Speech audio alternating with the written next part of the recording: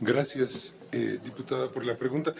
Yo creo que es muy pertinente plantearse qué experiencias hay en el ámbito internacional y particularmente en el latinoamericano, porque una cosa es poner paneles en una residencia noruega y otra cosa es ver cómo electrificar una localidad en Cochabamba.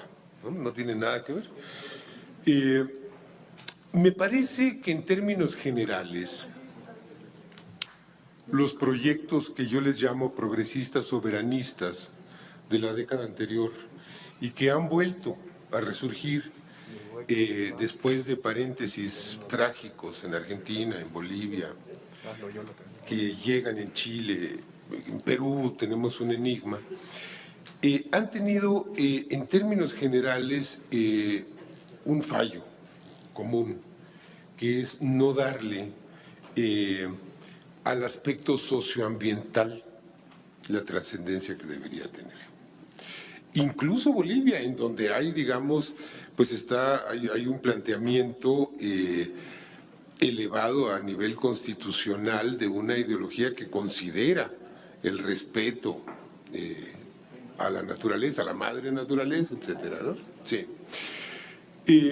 Y creo que en México, como en muchos otros ámbitos, estamos en la posibilidad de fundar cosas, de inventar cosas, de crear cosas. Miren, yo creo que tenemos, más allá de los encuentros o desencuentros, y cuando le decía esto estaba pensando, por ejemplo, en Ecuador, algo que fue muy terrible del gobierno de Correa, es que es un gobierno, desde mi punto de vista, muy admirable por lo que logró en términos de reducción de la pobreza, por lo que logró en términos de desarrollo, etcétera. Pero hay algo un poco trágico y es que nunca pudo despegarse del modelo extractivista clásico, ¿no? Y eso lo llevó a confrontarse con comunidades. En México tenemos la posibilidad de articular un proyecto nacional con un proyecto social. Un proyecto de Estado, de recuperación del control de la energía, de la generación, de la distribución, de la gestión, con las necesidades de desarrollo autónomo de los pueblos, regiones, comunidades. Y me parece que esto va junto con pegado, es decir, requiere forzosamente una coordinación pública que sea capaz de articular algo que siempre ha sido muy difícil de articular, que es ¿cómo se produce la electricidad? Bueno, el problema de la electricidad es que hay que producir la misma cantidad que se consume en el momento en que se consume. Eso, atomizarlo y dejarlo a las fuerzas del mercado me parece absolutamente improcedente y suicida. En México creo que podemos lograr eso. Gracias.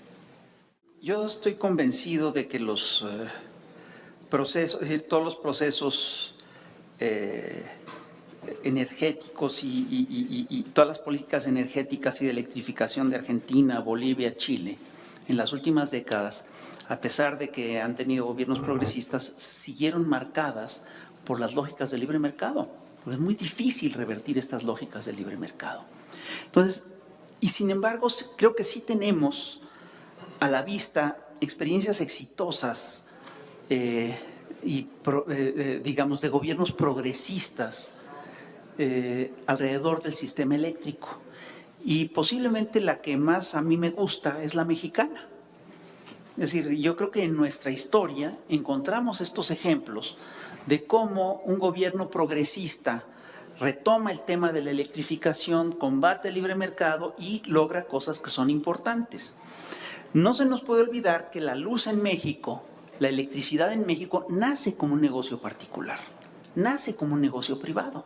Todas las empresas de generación de energía eléctrica en nuestro país, hasta la década de 1920 o 30, eran privadas. No se nos puede olvidar que había un monopolio eléctrico que además pues atendía las lógicas del mercado, nada más. Entonces, en México, por ejemplo, a pesar de que la Constitución del 17 estableció que la electricidad era, que solo el Estado debía generar la electricidad y debería manejar los energéticos. Es decir, en México todavía teníamos, hasta la década de los 30, un monopolio eléctrico extranjero.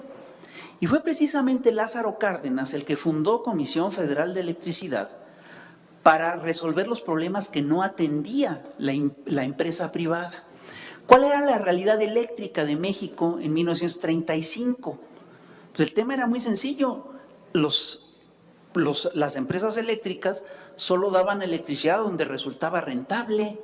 Entonces tú tenías que no le daba electricidad a un montón de pueblos pequeños, incluso a ciudades medias, a las que no se les daba electricidad porque no resultaba rentable.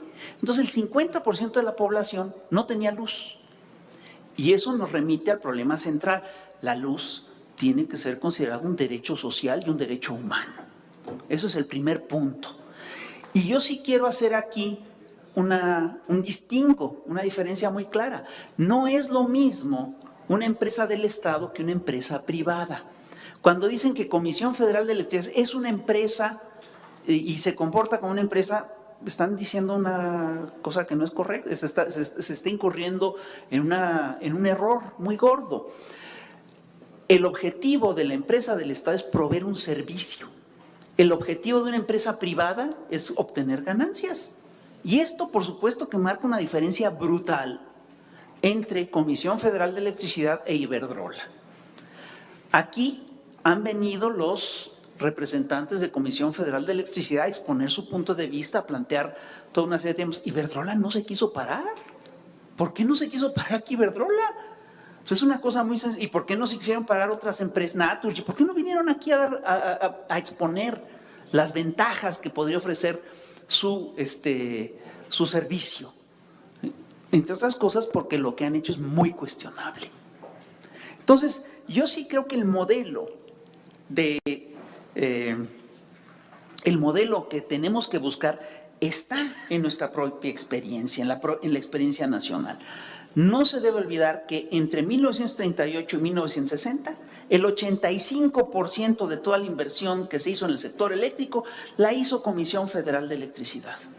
No debemos olvidar que entre 1960 y el año 2000, toda la energía que se generó en este país la generó Comisión Federal de Electricidad y lo hizo bien. Electrificó, entre otras cosas, al 97, 98% de la nación. Es una proeza. Unificó los sistemas, unificó los voltajes y lo que se hizo aquí ya fue muy importante. No entiendo, todavía no acabo de entender por qué sustituyeron ese sistema por un sistema que se abría libre mercado. Porque eso sí es lo que genera, entre otras cosas, la descomposición. Ese libre mercado es ecocida, ¿no? Es un sistema ecocida. No debemos olvidar, entre otras cosas, que el actual sistema eléctrico de CFE está siendo subutilizado. Hay una cantidad, es decir, yo no entiendo por qué se le da prioridad a la energía eólica y a la eléctrica sobre la hidráulica. No hay razón, son más limpias las energías hidráulicas que las otras. Y es un hecho que una parte muy importante de la energía hidráulica de esta nación está siendo detenida para beneficiar a las energías privadas, a los generadores de energía privada.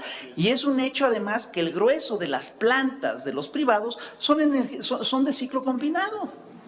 Lo que tienen los privados de generación eólica y solar es muy poco, en realidad, en relación a todo lo que provee al sistema eléctrico nacional.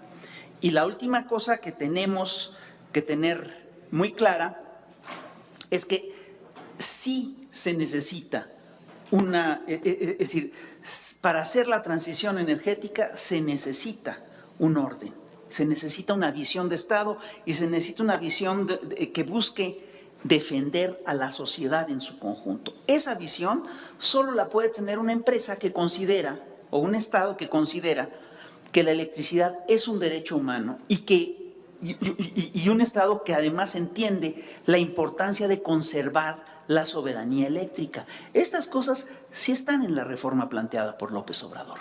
Por eso el 80% de la población apoya esta reforma, según encuestas. Por eso es importante que los diputados la aprueben.